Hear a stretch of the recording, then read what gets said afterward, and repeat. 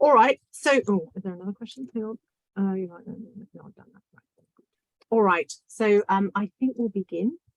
So, my name's Dr. Chiaradia Jones, and I'm one of the directors of ADSA, and I'll be hosting this fantastic presentation that we have this evening.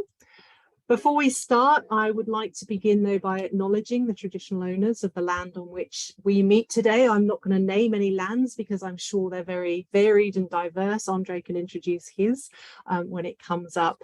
I would like to pay my respects to elders past and present and welcome any Indigenous or traditional landowners here today. I welcome all of you here today. Thank you for joining us this evening.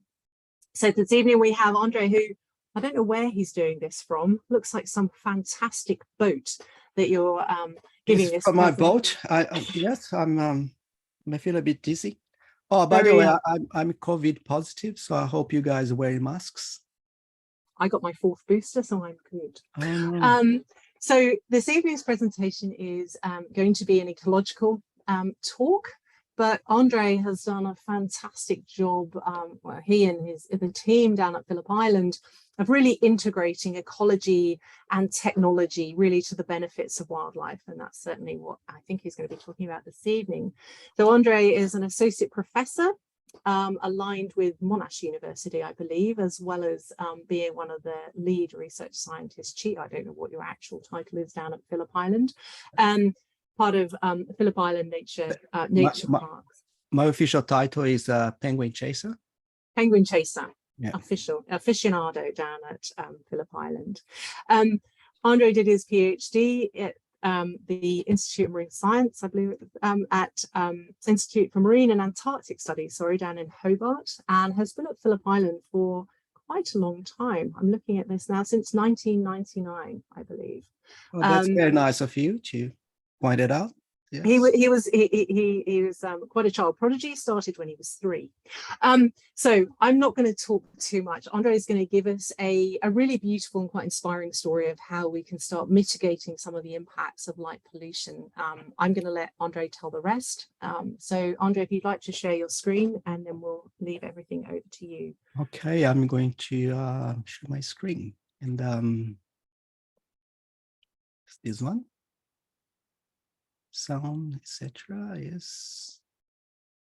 Can you see my screen? We can. Yes, we can. I will go on mute and no video as soon as you start. Can you see a dark? Yeah, all good. Yeah. Okay, good evening. Actually, it's a dark one. It's a good introduction for the evening, and we talk about light pollution and how to avoid them. So darkness is good. I usually like to start talking about get in a positive way, but this talk is about pollution, and this week we have the Australia State of Environment Report 2021. So it's really hard to start with a positive note. And the report, if you haven't seen yet, it's not good, but it's not surprising either, because there's things that are happening in Australia, which is reflect what happens in this planet, are not going very well. So I thought to start this talk showing you who is the culprit for all this mess.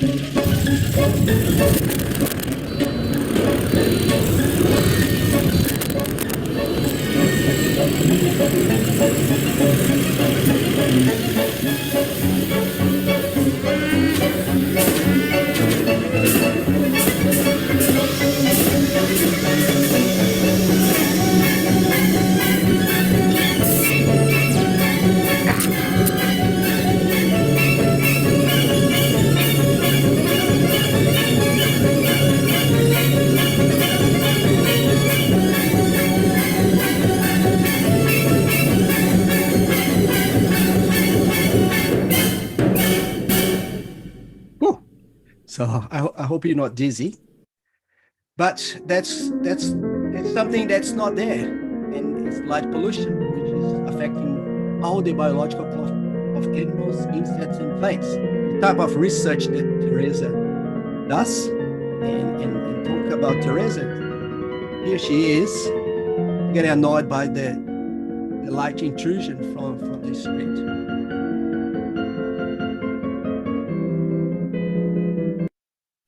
So how was, well, before I say that, it's in this report, the Australian State of the Environment report, they don't mention artificial light. So, and it's not one of the indicators. So that's something interesting and would like to see in the future to be, addressed. So if you look at the Earth before artificial lights was just like that, in the dark. And that's how we have the Earth at night today, full of lights. And if you look at animals, so we have a bunch of different groups. There are nocturnal bats. It's your first option there, with almost 100% of the bats are nocturnals, but lots of mammals and primates and birds. And if you look at Australia in particular, so the majority of animals in Australia are nocturnal, which is make Australia, as you know, a very special place. And humans, I don't have to tell you that, but I will, that the light of your phone is actually affecting your sleeping. And the reason for that is this blue light here, which I'm going to talk about later on. Of course, I'm not here to solve the problems of the world, but one island at the time. And this talk is about how and what are we doing to reduce light pollution at Phillip Island. So there's few people involved. I'm doing some work with Teresa. We have students. We have people here work on the ground. And but I have to introduce this person. That's Iram Rodriguez. So he is the brains behind of most of the research we've done here in light pollution. And many years ago, I was in Seville, and he's this young Iran approached me and said, "I can get this very prestigious European grant to come and study in Australia." And I thought, well, yeah, whatever. So I didn't believe much, and he got it. It's like in science, it's like to win the lottery. And he came and spent 3-4 years working with us. So, and I thank him a lot for that. So introduce Phillip Island. If you've never been here before, it's shame on you. But it's a highly abundant nocturnal wildlife. We have a very strong conservation program here. The island is a fox-free island, and recently we have one fox on the island that we don't know how got in, but that was found and got to the fox heaven. And because the penguins, we are, ecotourism destination, and we have some stats that before the COVID-19, we have over 1 million people coming here and generate all this spin-off economy for the state of Victoria. And penguins are the main attraction. So people come to see the penguins at night under artificial light. And because that, we take very serious the effect of lights on the wildlife, because our business model depends on the light. So we have obligation to a moral obligation and a corporate obligation to make sure the artificial lights are not affecting, or we minimize the effect on our wildlife. So shearwaters are particular in trouble here with the lights, because when they leave the colony, they, for the first time, they don't know what actually they're doing, but they trying to look at the stars and the sky and the moon to navigate. And a lot of food they eat are bioluminescent, which means that prey that has some light. So they are attracted by this light, and for navigation or for food. But if they get attracted by artificial lights, they end up on the roads, on the streets. And this is an example and there's a shearwater there in Hong Kong. So they're supposed to be eating this bioluminescent prey, but they end up in Hong Kong thinking that they will find food there. Well, they'll find food there, but not for shearwaters.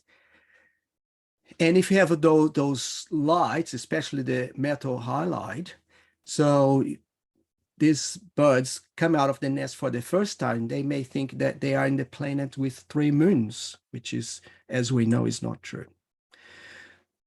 This problem, of course, is not just for Phillip Island, it's a worldwide problem. It's for shearwaters and other groups of seabirds all over the world. They face the similar problem in terms of getting attracted by artificial lights.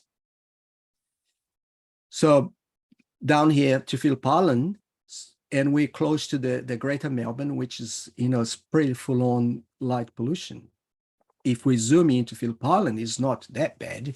And even if you look at the places that we have penguins and shearwaters, which is these two sort of yellow circles, they are in completely darkness, which makes them a very good candidate for a dark sky reserve.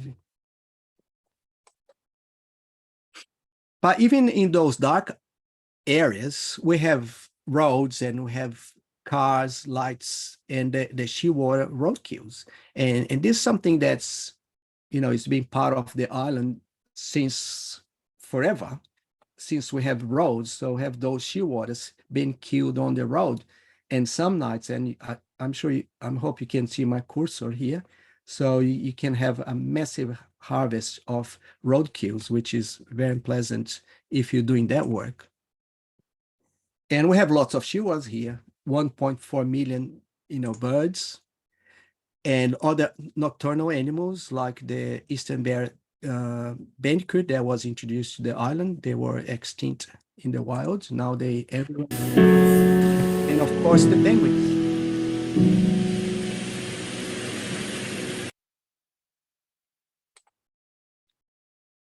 So as I said, since shearwaters on the road was since the start of the roads, and then they started these rescue patrols, which start, many years ago, and now it's a massive operation. So you have the birds fledging here, and they end up on the roads attracted by the car lights, and we have this program that's run by the rangers. They go there every night in this patrol, take the birds out of the nests, put in boxes, and release back to this in the safety of the colony.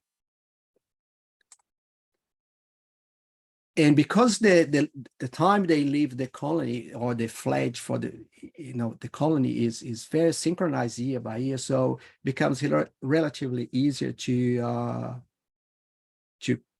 organize those campaigns, and we know how many birds are going to be in the peak times.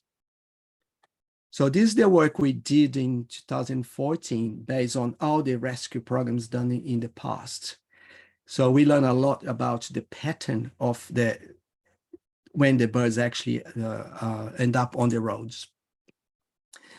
And we learn a lot from that information. Here we have the main shearwater colony, and this is a shearwater flyway, and the bridge, it's a beautiful bridge, link the mainland Australia to Phillip Island. It's light at night. So that was one of the major attraction for shearwaters and mortality. So we work with Vic Roads, and we have an agreement with them to turn the lights off during the peak, the fledging, the shearwater fledgling. And to prove that I'm right, I'm not lying to you. So this is in the Vic Road Facebook, I think. So they're very excited, as we are, to do this work and protect the shearwaters. So Teresa now have a student, Nicholas Patterson, and he did this really nice, useful study to look at an inventory of the lights or the bright lights, or we have on the south coast, close to the shearwater colony. So he did a lot of different measurements, which I'm not going to show today, but the point here was to identify the culprits of light. So this type of build, they attract a lot of shearwaters. So that was many years ago, and this year, the rangers together with the marketing team, they put this great campaign together, dark sky, so shearwaters can fly. And that's working with the local business too, for those ones that have bright lights at night, to turn it off during this period of time, and was really well received, and was a successful campaign. So I hope that continues in the future. So talking about, people, and I hope you're not giving an idea that I'm doing this by myself, or even if I'm doing this at all. So I have this bunch of people that, involved in this, make it happen. And plus we have the whole conservation crew, all the rangers, they work in unsociable hours during this rescue season. So it's a massive effort to get those birds, give them a second chance. So I want to acknowledge in particular Graham Bergen. He's the one that started this project of rescue as a volunteer, and run a volunteer program many years ago. He still had some hair and dark hair at the time. And thanks to him that we have this massive program running today. So thanks, Graham. And Graham, he's a fantastic educator. He was from the education department. Now he's leaving and start his own education business. So I wish him all the best. So as we're learning today through the COVID crisis, so if we ignore science, disasters will follow. So we learn all these things about the shearwaters getting on the road and getting killed. But this is the effect. So we want to know that what's the cause of this. So again, that's why he came on board for the science. So we did, I think, 8 or 9 studies we published, and just different aspects of light, or type of lights. And I show a couple of highlights. And the top one, because we done all this work, and we were invited to do this review for seabird mortality by artificial lights all over the world. So we involve everyone in the planet that work with artificial lights in seabirds. It's been a very successful project. I'm just going to show a couple of highlights of those projects, and the one that has sort of led us to make some management decisions is the type of lights. So we have this field here as a overflow car park. We don't have that anymore. So we have different type of lights on these masts, and then we have a control, which is no lights. So every night we have different lights running during the shearwater season, and we test different ones. And the best light we found was LED light, but with a blue filter. And I will talk about blue filter in a minute. And me being a penguin biologist, I was particularly interested when I ran this project about what's the effect of light on penguins. Because penguins, they highly guided by light. So light is everything in the day life cycle, or the year life cycle of penguins. So every red dot here, it's one penguin coming ashore. We have this little system that records automatically the in and outs of penguins. We call a penguin link, like the City Link, but for the penguins. And I hope someone is laughing there. And we have the blue dots is when the penguins leave the colony. So they arrive 1 hour and a quarter after sunset, and depart is 1 hour before sunrise. So they're very synchronized with the light. And we thought, wow, they are going to be somehow affected by the light. And my idea at the time was they're going to be follow dark path of lights. So we set up this experiment. So we have this tunnel with different types of lights, and we have white light, warm light, and dark lights. And I want to thank here Ross Holmberg. He's actually designed the technical aspect of this, all the lights, and yeah, he's very enthusiastic, excited, and he's a bit of a genius. So without him, we wouldn't do this experiment. Thanks, Ross, and he's leaving us to Paga. So penguins, they come ashore to avoid the predators they have during the daytime, mainly bird of prey or large seagulls like Pacific seagulls. So we thought, well, they like the dark, but in fact, they prefer the lit path where there's lights, and more lights they have is higher the preference. So the artificial light, in fact, enhance the penguin vision at night, because penguins, they have the light, they have the eyesight as bad as humans at night, so they can't see very well. Sorry, having a bit of water. So they love to have light. They don't come during the day because they don't want to get eaten.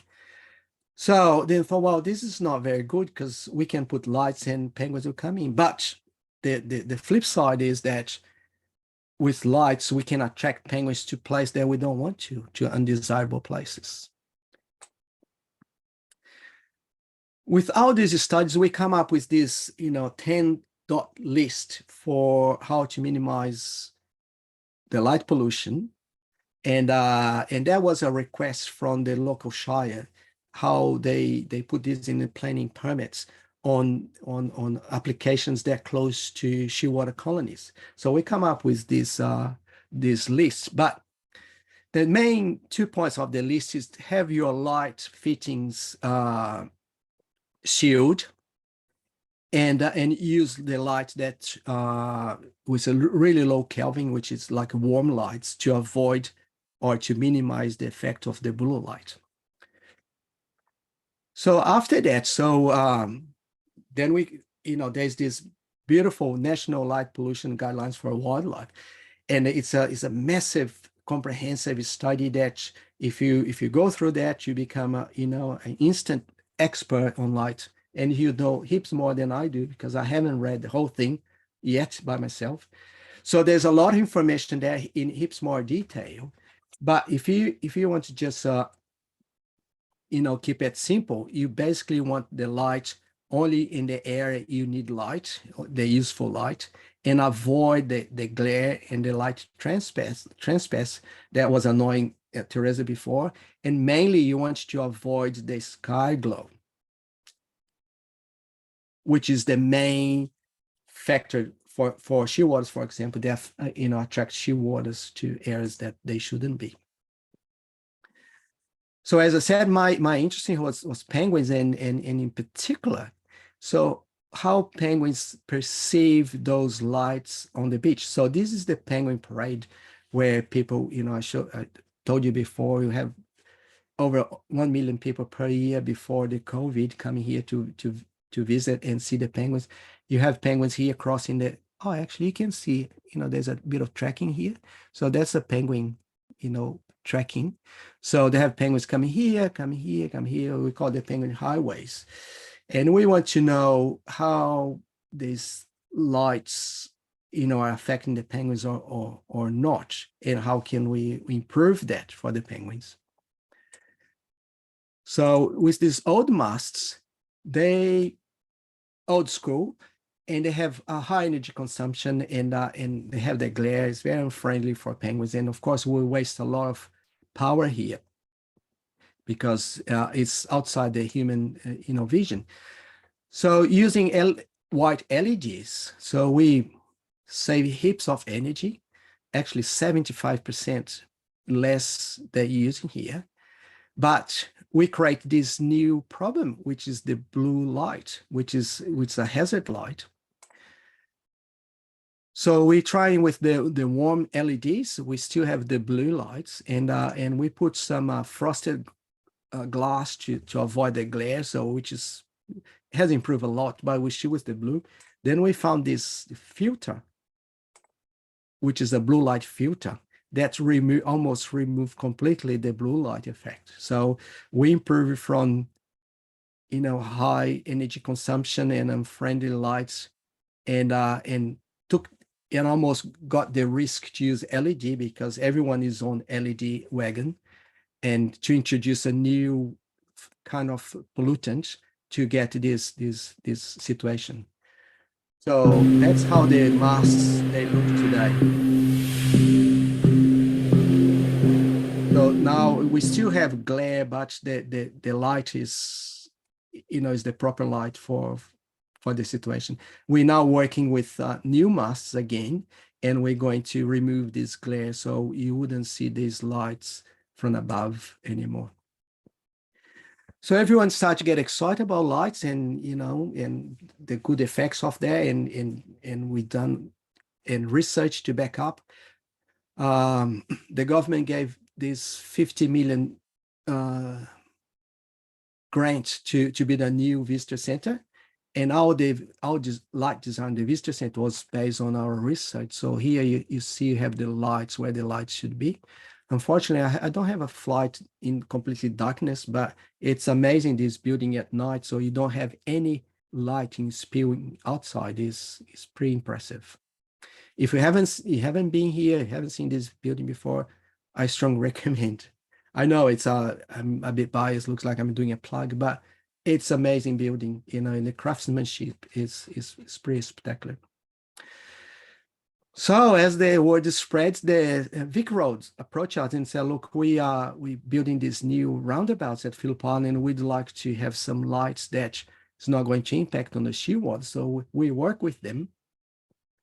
Worry about this is going to introduce more lights, but that's the roundabout today. So you do have, it's quite bright, but as you see, you have the light where you want, and you have almost no glare.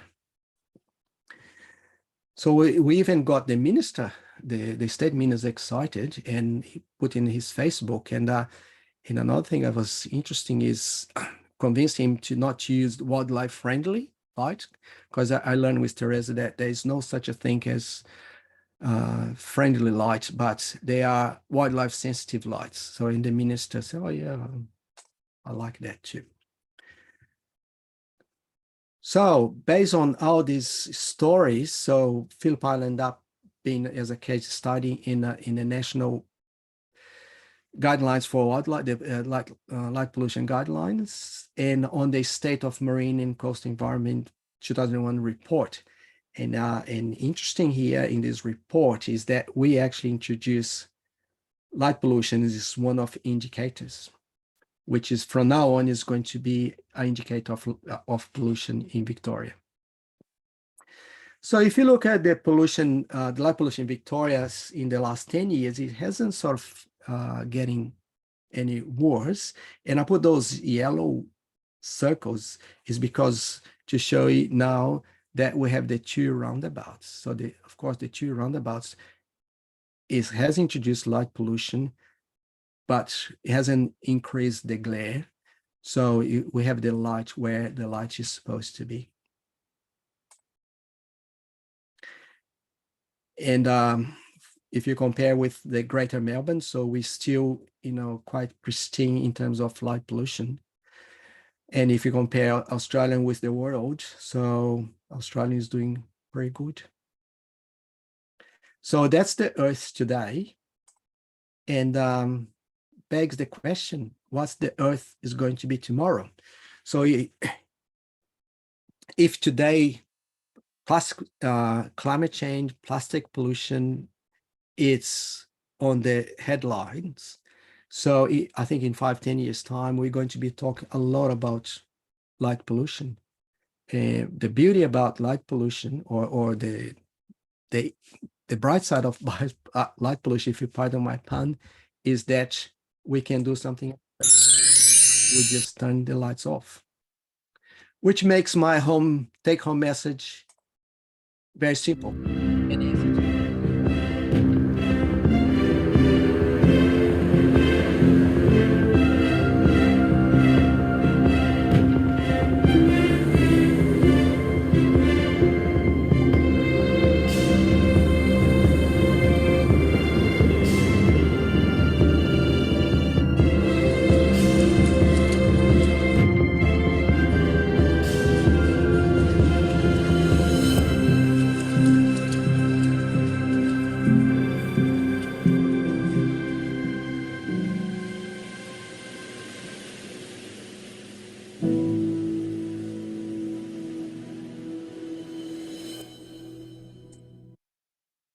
And I thank my partners and sponsors. And if you are on Twitter, yeah, pop in and say hello and follow. Thank you. And I'm going to stop sharing and turn my video camera on. Excellent. Thank you, Andre. I have managed to rather catastrophically hide the question and answers, and I can't find it. Thank you so much for the talk. If you have any questions and answers, can you put them into the Q&A box? There are a few of them. Bonnie, do you know what you do when you've got the question and answer bar stuck at the top and you can't actually read any of the questions or answers? I know there was one about looking at, so Andre, someone asked, I can't remember who it was, asked about whether when you shielded the blue light, was that phosphorus covered or was it some other way with the LED lights when you knocked out the blue? Do you know how that was done? Oh, sorry, I was reading again. Can you repeat that? Oh, can you see them? Because I can't. Yeah. So I have the first question here from Ebony. Yes, that And one. look, Ebony, I'm just a biologist, so this is a bit too technical for me. So I wouldn't know the answer. But the next one, I do, with the blue cut filters on Penguin Parade Mars, what color temperature you achieved?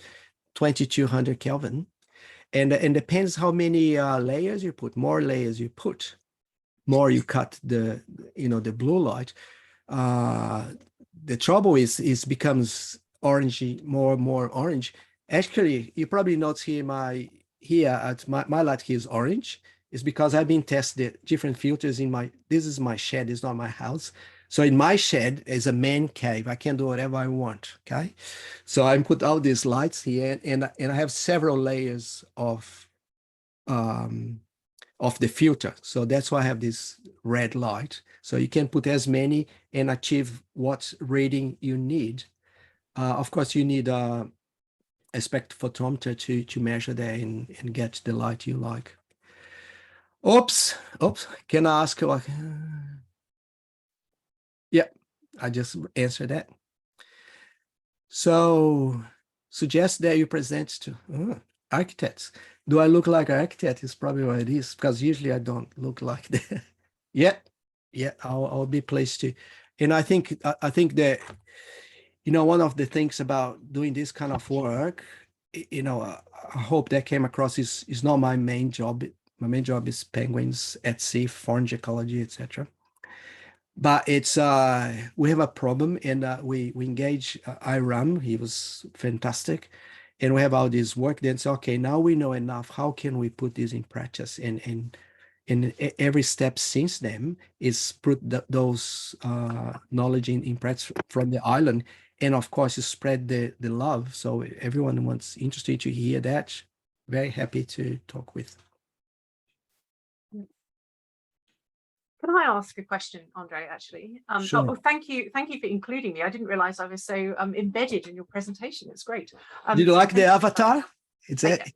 Yes, it looks slightly better than me, but anyway, yes, no, it was really good. I like it. Wow. Yeah. So one of the things about, and you kind of mentioned this when you were talking about the penguins, so there are multiple things that are happening with light pollution. So one of them is, as you said, it enhances the visual environment. So that then means that diurnal species, ones that are active in the day, can kind of be active at night. And then the other one, which is the one that's tied to the blue light in particular, is that physiological impact that you were talking about. So in the Penguin Parade, what we're doing is we're masking the physiological impact now because we're reducing blue light, but that visual environment is still there. So can you comment on how we deal with that? And do you think it's having any other impacts, or are you okay with that visual, maintaining it in that, restricted space anyway, for that restricted time period? I think that's the other important thing to think about with the parade, is that it's not all night. No, it's about 50 minutes. Yeah. Yeah, so it's a short time period, but there is still that visual. So we still have the visual. No, that's a excellent question, and it's the kind of thing that drove us to do that kind of study, that question, and because we thought the penguins they like the darkness. That's why they come ashore in the dark. And even the mast was designed in a way that you have the lights in a dark corridor, another mast in a dark corridor. But we know that they don't follow the dark corridor, but not. But when you want to test it, that's why we did the light experiment.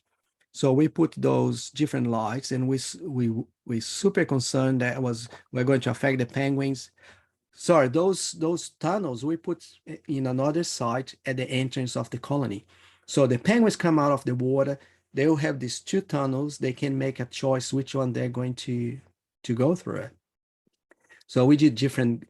We swapped tunnels. We turned the lights off. Nights is off, etc. We have a counter and we sensor there to count the penguins. And when we put the lights, we thought the penguins are not going to cross because this colony is a natural. There's no light there whatsoever. But then they start crossing the lights, and then we start to make the lights, brighter and brighter, and they keep getting the brighter. So one night I said, look, let's do a tunnel that's like MCG type of light, okay? Because this is getting ridiculous. We come here every night, and so then when we did, 90% of the penguins crossed the super bright light, which was exactly the opposite of what we thought. So it's okay. And of course, we worry about the result because, this is in the evil hands. They can say, oh, we can light the planet because penguins love it. But that's not the case. The case is if you light, you're going to attract penguins to areas that you don't want. Yeah. Is that answer your question? So yeah. So I if you ask me now, I'm comfortable that those lights, they're not affecting the penguins. If anything, helping them. And now the masts, the new lights is designed in a way that the lights there's a even spread on the beach, so you don't have those dark tunnels, because now we know they don't like the dark tunnels because they feel unsafe on that. Yeah. Well, I visited, so I should say I visited Phillip Island, and the penguins fell asleep in that tunnel. They just kind of, go to sleep and then wake up and do their thing. So they're very kind, as would humans. I wouldn't fall asleep in a tunnel, but that light environment is again what and plus, Teresa, those penguins crossing the beach, they've been here generations. And we have study sites on the back, and actually the penguins at the parade, they do much better in terms of breeding success, for a lot of reasons. It's not just because they have the lights there, but there's no, you don't say, oh, the colony there is handicapped because there are human presence there, So there's more Q&As, which I still can't see. I apologize for that. So if you can have a quick look in there. 10 of them now, apparently. Okay, so Pendley Environment asks, was there any significant sky glow impact from Melbourne at the penguin beaches? Well, you can see from here, but I can see from my place, the glow. But of course, doesn't affect the penguins. And the question is, does it affect the shearwaters? I think we're a bit far away from that to happen. But interesting enough, not a long time ago, there was a proposal to have this gas terminal inside Western Port, which is behind Phillip Island. And this gas terminal will be like the equivalent of MCG kind of. MCG is the Melbourne cricket ground, so it's a footy ground. So it's going to be massive lighting there, and thanks to the guidelines, we said, look, we less than 20 kilometers from your proposal, and you have to consider that in your proposal. So that was a very interesting argument that the lawyers against the proposal used quite successfully, and because they didn't consider light at all.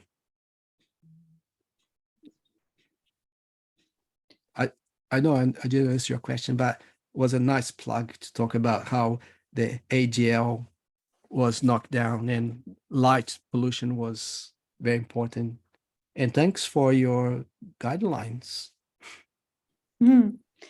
So a sort of related question would be, would the penguins have been conditioned to the use of paths with lights because of the penguins parade?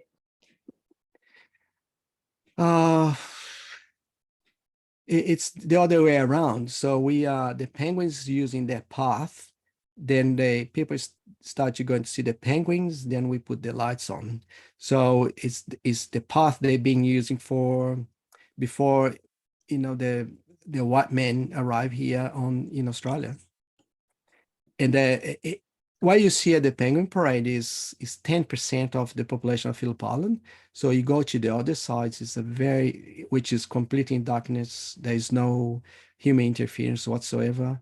The people cannot get in, etc. So those places, they are, you know, they have the same, you know, penguin path, etc. Penguins are not very clever. That's if they condition to use a path when they're born, and that's the path they use.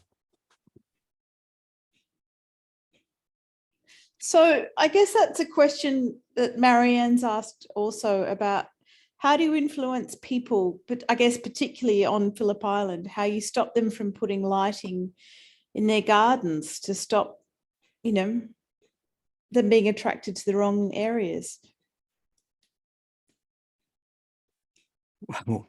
Well, it's, if I can show a picture of my garden, is in the darkness. So yes, it's basically, well, it's a hard question because I know humans, and you saw how humans, what they're doing using my first little clip. So I think we have a lot to answer there. The thing is, but you can minimize the effect of lights, you know, in terms of be shield lights and really low on the ground. So you can do things to minimize the lights and plus have as the lowest Kelvin reading you can find in the market, which is usually 2700. Kelvin reading is what makes the reading that gives the if the light is white or warm, so it gets the warmest light you can to put in your garden. So but there's assumption there which I don't know. I don't know if the possums get attracted by the light, which I would think they don't, because they have this massive eyes. So I think it would be the opposite, but I'm not a possum expert, so Teresa is. No, I'm not. No. I was going to ask a follow-up question to the one that Marnie just asked, and it's gone out of my head now. What was that? Oh, yes, that was it. One way to answer actually that question, when you did that campaign for the Shearwaters turning off the lights, trying to encourage business, what was your uptake? How many people, how many businesses said, yeah, definitely we'll do this? Because I remember that study you mentioned where, I mean, the glare was incredible from some areas. I don't have the number. I wasn't involved in that campaign. I was pleased to see it, but I wasn't involved. And I did that. I was one of in the patrol in a couple of nights, and one of our jobs is to check if the business were compliant in terms of have the lights off. And look, in the South Coast, they were spot on. Okay. Yeah, that was fantastic. But I don't have the overall number, but the nights at work was just fantastic. And people were very, you know, they were very happy to come on board. Sorry, Marnie, I just wanted that. No. So it sort of relates to the question that Marianne, so I know, Teresa, you can't see the questions, but Marianne has asked, how do you influence people to stop putting lighting in their gardens to stop possum activity? Well, I guess it's the same with any sort of nocturnal activity, and that, you know, so I'll throw that to you two. What would you suggest? Well, one thing I don't know if it's the possum actually they get attracted by lights, or if they avoid the lights. I wouldn't know the answer. That would be my first little project to do. Yeah. Because possums, they have a completely different eyesight that they have penguins. Yeah. I don't know. Yeah, I mean, it may be, and I don't know anyone's actually done. And if Kylie Soames, not Kylie, Kylie Robert was here, she may be able to answer that. I can make a plug for that. There is a possum repellent, a chemical that you can spray. I don't know how bad it is actually, but there's and I only know this because someone from the University of Melbourne in the School of Biosciences was involved in that project, and she was a reproductive biologist. And so there is something you can get from Bunnings that you can spray onto your trees. I know that's got nothing to do with light pollution, but it may be worth having a look at. Basically, sorry, go on. What I was going to say was any light placed into an environment that's supposed to be darkness, if it's beneficial for one species, or at least which is generally humans, is likely not to be beneficial for all species. And I think that's an important thing. And I don't think Andre would disagree with this, is that but I think Marion, she's more interested in keep the possums in the yard. Is that right? In the yard. I think she's more maybe. like, she's not trying to. I've removed the question now, so I don't know. Okay. Oh, if you want to keep them in the yard, just put peanut butter and cheese down on the floor. They love it. So there's a question here that I love to answer, because I know this person is very important. It's Joe from the Department of Transport. So, you know, Joe, as you know, and you help us on this a lot. It's you know, to work with Vic Roads was fantastic result, and we're trying to see if the Shire gets as excited as the Vic Roads were, and the same things is done for the roundabout. Can the same type of light should be rolled over the whole island, and even if we could use that kind of lighting on the bridge. So, for example, if the bridge, those masts, I've been here for, as nicely reminded me by Teresa, for 20 years. So they have those masts forever on the bridge. So there's huge new technology, et cetera, to replace those and make replace those masts, make it shorter and heaps more efficient.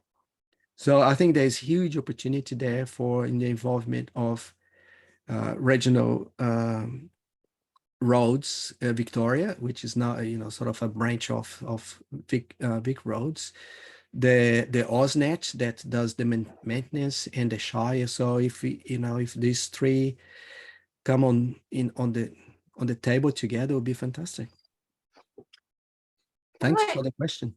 Can I just, again, a follow-up question? It's 23 years, by the way. The follow-up question thank you. Is a follow-up question to that is, I think one of the lovely things about Phillip Island is that you have this amazing community willingness to do this as well. So it's not just a scientist saying, or Vic Rose or whoever going, yeah, let's do this. It's the right thing to do. There's actually a lot of community support in there. Do you think community support would extend to just turning all the lights off at 2 a.m. or actually properly reducing light pollution, as you showed in your final slide? Like, the thing we can really do is turn the lights right off. Do you think that's baby steps, or? I think so. And in one thing I think we need probably Phillip Island is, if we have sort of a formal dark sky reserve, and make that people are aware of, oh, you live next to this amazing place in the darkness. Because like those places I show, like Cape Mine and the other end of the island, which is the Summerland Peninsula, you go there at night, it's just unbelievable, and very few people do. The Summerland is shut because the penguins, but Cape Mine is not. So if you just drive there, it's just amazing. So if you get those places as a dark sky reserve, so you would have some incentive for people to come on board and get those measurements in place. It's similar to what, when we went, they have in New South Wales, Yeah. we were there together in Coonabarra Brown. So they have that massive program to turn the lights off, etc., etc. So it's, I think it's doable. I can give a plug for Cape Woolamite. I mean, if you haven't seen the shearwaters coming in, it is one of the most spectacular natural events I've ever seen. I did it when my wee one was only 3 months old, so I had a baby strapped to my chest, and it was like a Alfred Hitchcock birds movie, absolute black, and all these birds flying, but just phenomenal skies, and this incredible natural event taking place, and the idea that we would put lights close to that environment and disrupt that so catastrophically is, it's quite sad. Marnie, is there anything else in terms of questions? I'm conscious of time. There's a stack of questions. I'm sorry. Okay, I'm going to shut up. Go. Yeah. So in your experience, is it harder to organise people to adopt wildlife sensitive lighting or remove unnecessary lighting? Andre? We have sometimes we're uncomfortable to address those questions because it's not exactly what I do in my day to day. So but we have been asked for new planning permits. The Shire asked what our opinion about the lighting. So we look at the lighting plan, and a couple of times, just because I was curious and genuinely interested, so I went to see the building and talk with the owners, and they seems to be very, very interested in complying. And one good example is there's this restaurant which I strongly recommend at the entrance when you come to Phillip Island, you cross the bridge. As you cross the bridge, you look at the right, there's a pier, and there's what's the name again? The Saltwater restaurant, and it's building this pier, and this pier is kind of intruding in the water, so we worry about it becomes this light beacon there for shearwaters. There's just under the bridge there. So we work with them, and now you cross the bridge, you look at the restaurant, will be beaming with people and lights, but you don't see it. It's amazing, and the guy was so excited to do it. The whole light inside is designed not to spill outside. Is fantastic, and it's a great restaurant. Just incidentally.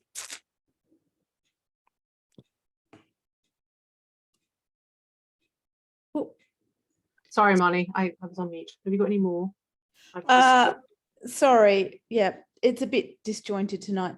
What impact does the motorcycle racing event have on the shearwaters and penguins? Well, you ask a scientist a question like this and say, sorry, I haven't tested there yet. But as a resident, and surprisingly it doesn't, because so what happens with the GP there with the racetrack, we call, is that it's really localized and concentrate in one spot, and everything the guys do is during the day, so there's no night activity. During the day there's the noise, and the loudest is during the motor GP, so which is basically 4 or 5 days, and then they have activities during the year that they're not that loud. So if there is any effect in the wildlife, would be the sound as opposed to the light, because during the night there's no activity there at night. Similar results have been found in swans for the F1 actually in Melbourne. I've now got Marnie to copy them into the chat so I can see. We have some more questions. What is the color preference of penguins? So did you find in those studies any particular colors that they just loved all of them? No, it's the intensity that. Yeah. So we tried different colors, as you saw there. Yeah. well, we went to the ends of the spectrum. But with the intensity, so if you have a blue with high intensity, they'll go for it. If you have red for high intensity, they'll go for it. I think they after visibility rather than color. Yeah. Which is intensity rather than color. And as I said, when we put, a full blow light, they just love it. Diurnal species. Yep. So another one in terms of well, tolerance in this case. What is the light tolerance level? So I'm assuming that's intensity, maybe, when penguins stop producing melatonin. So do we know either in terms of? Oh, that's a should I should I send that question to you? So we did when we replaced these masts, we were worried about the blue light, introduce the blue light to the environment, because you want to solve a problem by create another one that you don't know and could be much bigger. So at the time, then we I'm not sure how Teresa and I we got together. I mean together as in how we move on. So so then we have a student, N. So we did some sampling. We sampled the penguins coming ashore with the old mast. Then we put mast with just bright LED lights because we didn't have the filters yet. So we put those lights, then we sampled the birds. The lights were there for a while. We sampled the birds. Then we put the lights with the filter and we sampled the birds as well. So we have this sitting in a freezer, so ready to be analyzed. It is hopefully this year. Yeah. So I mean, that will tell us maybe the levels of blue that change levels of melatonin rather than intensity. It's quite a difficult experiment to actually look at the light tolerance per se, and very few people. The person I mentioned earlier, Dr. Kylie, or Associate Professor Kylie Robert from La Trobe, has done some really lovely work in that area, but it's a tricky thing to do. I've got an update in terms of the phosphorus color. So in regards to my question, phosphor converted LEDs transform blue wavelengths into amber, PC amber. So while it doesn't produce narrow spectrum distributions, it does produce relatively longer, less disruptive wavelengths of light. PC ambers are less disruptive to turtle hatchlings. So I was wondering if that was the type of luminaire being used. So do you know the type of luminaire? No, but that's an interesting thing about the interesting point, because when we use the filters, as I mentioned, but what I didn't mention is when it comes to the car park the air was too large to filter every single light fittings. So then this company they come up with a microchip that actually creates the light, the reading of 2200, that's the blue is completely gone, and it's the same process that you just read there. It's just a different kind of the way the chip works. Rather than emit red light, they emit amber. I think the name of the ship is 22 amber or something. Amber is part of the ship name and works really well. One thing interesting is if you put a 2200 Kelvin, which is basically orange light, in an area, and then you have a couple of places that they have white light, people is going to say, oh, this is really dark here. But if every light is the same, you have no one notice. It's just amazing. So in the car park, if you go there, I think it's a bit darkish here. Never ever have a complaint. People say, oh, this is a bit dark. But we have a couple of times we have to put this sort of floodlight for some particular reason. Oh, then everyone say, oh, the car park is really dark, etc. It's interesting. Yeah, humans don't adjust particularly well. No, Like I've got I've got one more here. If you filter the blue light, it wastes the energy saved by using LEDs. So you're offsetting some of those energies. Would it be better to use, I'll read the whole question and then you can, would it be better to use different LEDs that have less blue to start with? So I think you've kind of covered that a little bit. We that's what we're doing. We use LEDs with a different chip that emits amber. So, and there's no blue light. If you get my spectrometer, which sits next to me here. Anyway, that's a long story.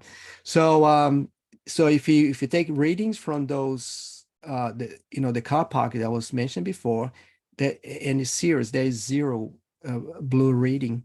Is amazing. All right, I've got a dog. I'm so sorry if anyone can hear that scratching at my door at the moment. I'm going to close it up now. We don't seem to have any more questions. I'd like to thank everyone for their questions. I don't know if any of you noticed when I wrote the number down, so I saw it when Andre showed the Vic Roads talking about the amber light, the lighting that they were doing. It actually got reactions from 11,200 people. So that's the nature of kind of the outreach that you're getting with some of the stuff you're doing. And I think that's just, that's an amazing way forward for us. And hopefully that continues. And Phillip Island is an exemplar that we can all hopefully move towards. And I would like to see the switching off, hopefully in the future as we get more used to this. I'd like to thank, principally Andre, for a fabulous talk and really good questions and discussions. I think you've really been able to, as I said, link that technology, ecology, and just community spirit really for Light at Night. I'd like to thank all the people that have attended. Thank you so much. It's obviously these webinars are nothing without you and your questions. There have been some fantastic ones this evening. Plug for ADSA, if any of you aren't members, hopefully many of you are. We will obviously, anyone who's registered, you'll get some information and you will get a link, a video link to the recording later on or within the next few days. So that's it. Thank you, everyone. Thank you. Thanks, Teresa. You did a fantastic job. Thank you. Thank you. I can't get rid of anyone either, actually, because Marnie's had to go as well. Oh, no, Thank you very much, everyone. Thanks, Marnie. Thank you, Andre. That was fabulous. It was wonderful. Thank you. Well, thank you. You're wonderful too. Speak more soon. Bye. Yeah, bye-bye. Night, everyone.